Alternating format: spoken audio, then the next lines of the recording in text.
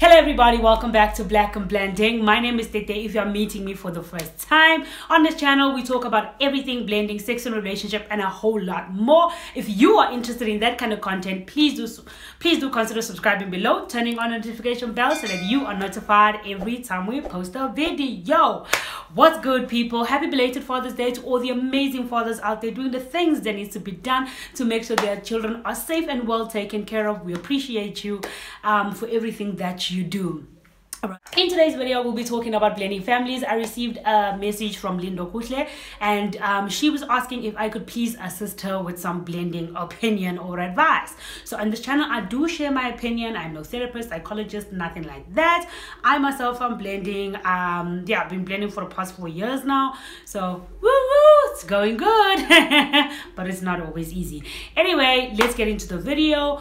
So Lindo Kuhle said that her and her husband have been dating for the past 2 years, and things have been going good. They have been having their ups and downs like normal, normal relationships. But what she's kind of struggling with is allowing him to be the disciplinarian in the relationship, and also she's feeling like he's a bit too harsh on the kid, and she also feels like she's not ready to be open about telling the child that this is not his biological father and that his biological father is out there somewhere, And for me, when I read this, it was so like, I remember I was there, but I was not exactly there, but I was there.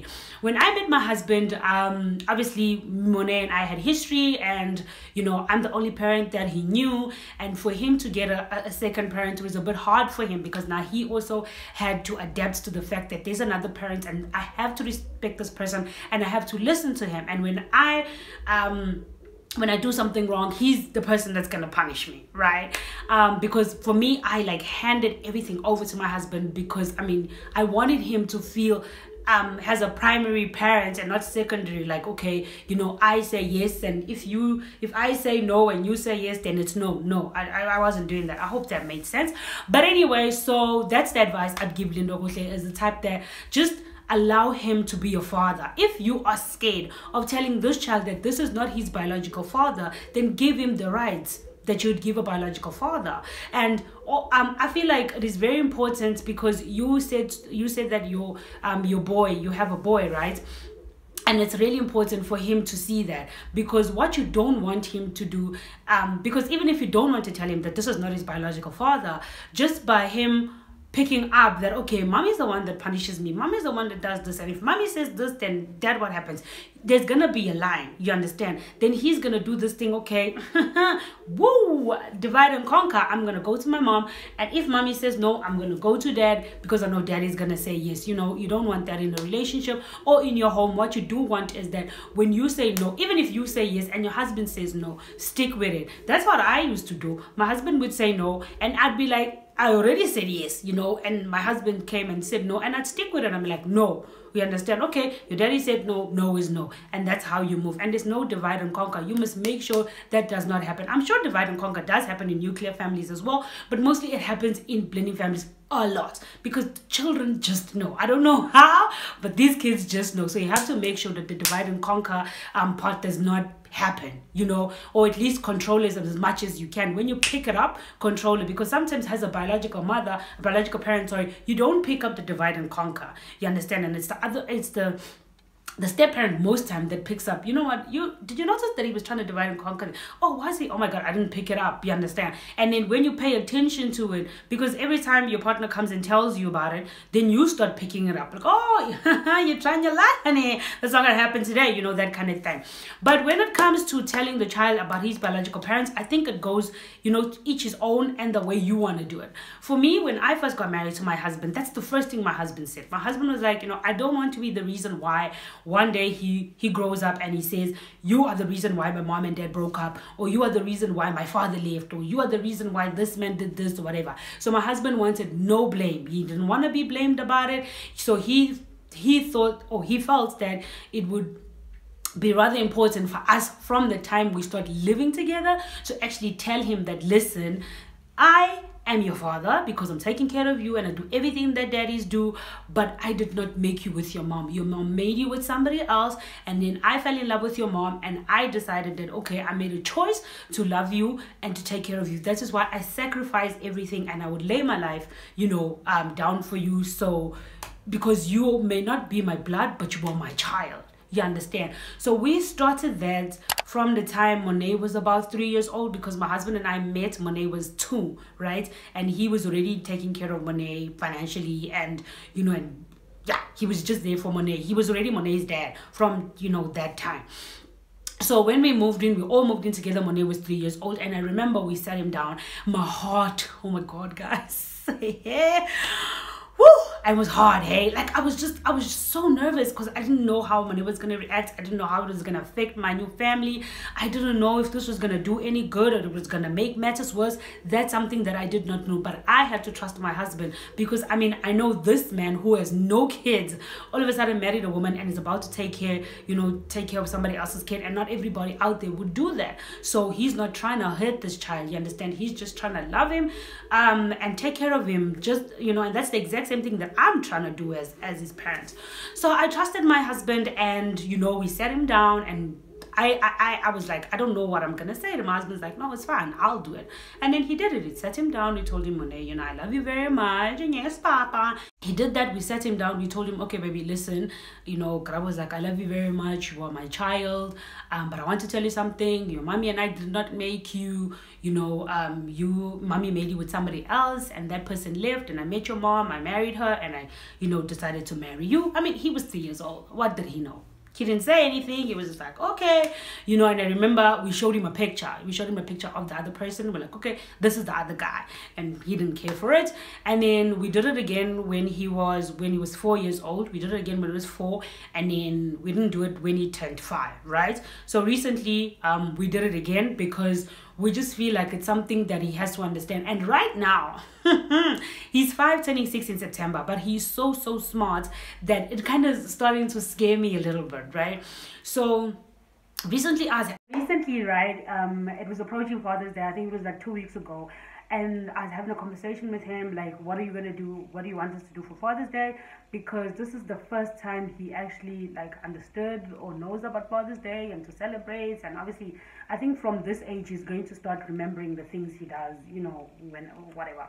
So, so we were having a conversation about Father's Day. And then I decided, let me just bring it in, tell him about the other guys so that, he knows. And we had a conversation about it, and he was like, yeah, to my surprise, he was like, yeah, a dad did tell me, and he mentioned that the other guy left, because that's what he calls him.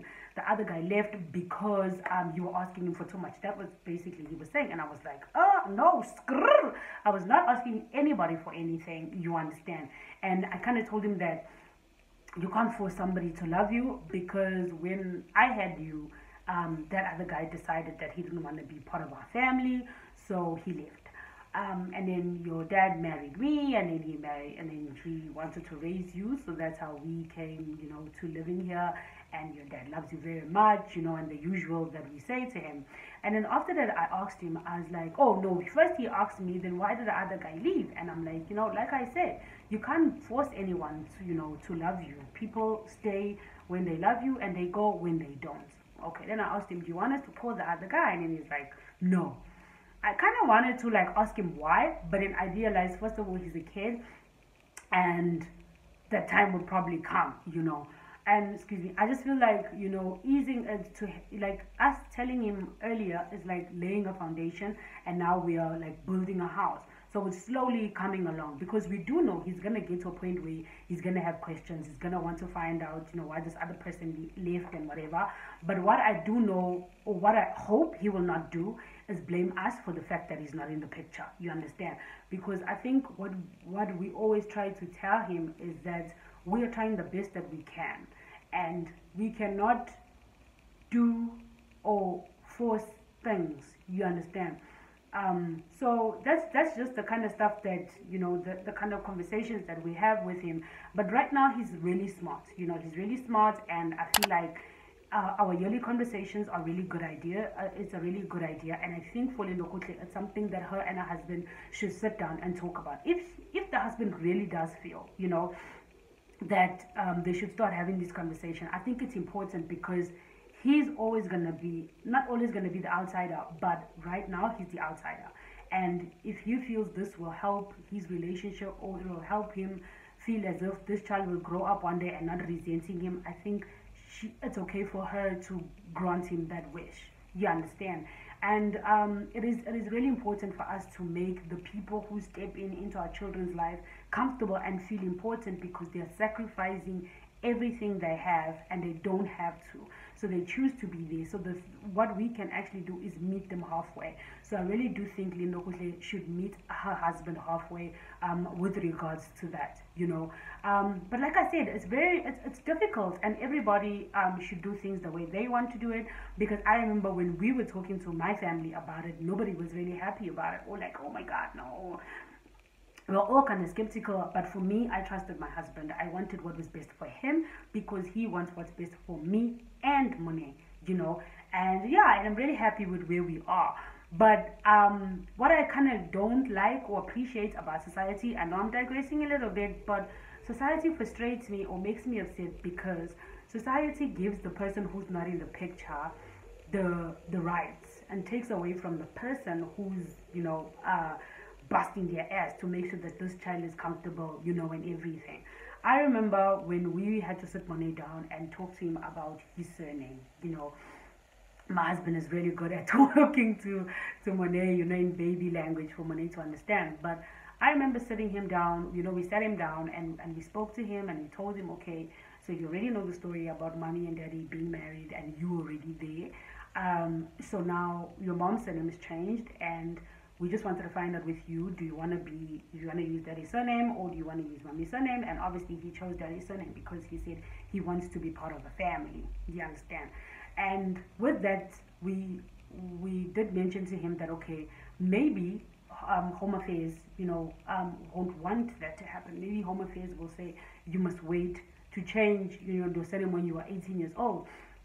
But what we did say to him was, because you want to be called by daddy's surname, at school they'll call you by your mommy's maiden surname, and then at home they will call you, at home, your friends, social media or wherever, they can use, daddy's name. And yeah, and that's how it's been, so it's really important, because I feel like you're giving him choices. Like, he's gonna grow up with, knowing that, okay, I made the choice to call my dad's surname, and I made the choice to do this, and I made the choice to do that. And I know for people, they're trying to protect their kids, and I feel like building step by step is far better than just dropping a bomb. Because at the end of the day, you must understand, I feel like your husband, the reason why he wanted to be done step by step is because he doesn't want to be blamed for anything. He doesn't want to be blamed, for the fact that you guys are dating. Maybe you guys are married, sorry. Maybe you'll be like, no, the reason why this guy left is because my dad came into the picture. You understand? Or maybe you chose this person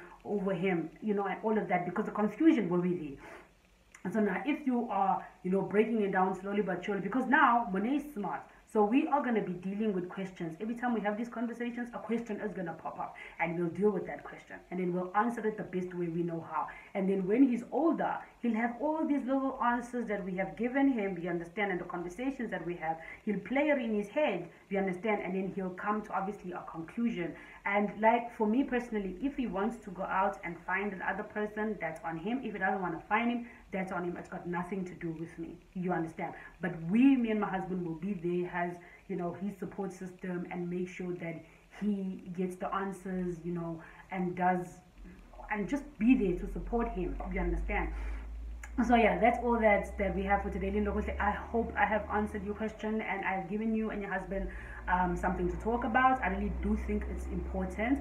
But like I mentioned in the beginning of the video, my name is Tete. If you're new to this channel, please do consider subscribing below, turning on notification bell so that you are notified every time we post a video. Yeah, that's all we have for you guys today. Thank you so much for tuning into Black and Blending, and we'll see you next time. Bye.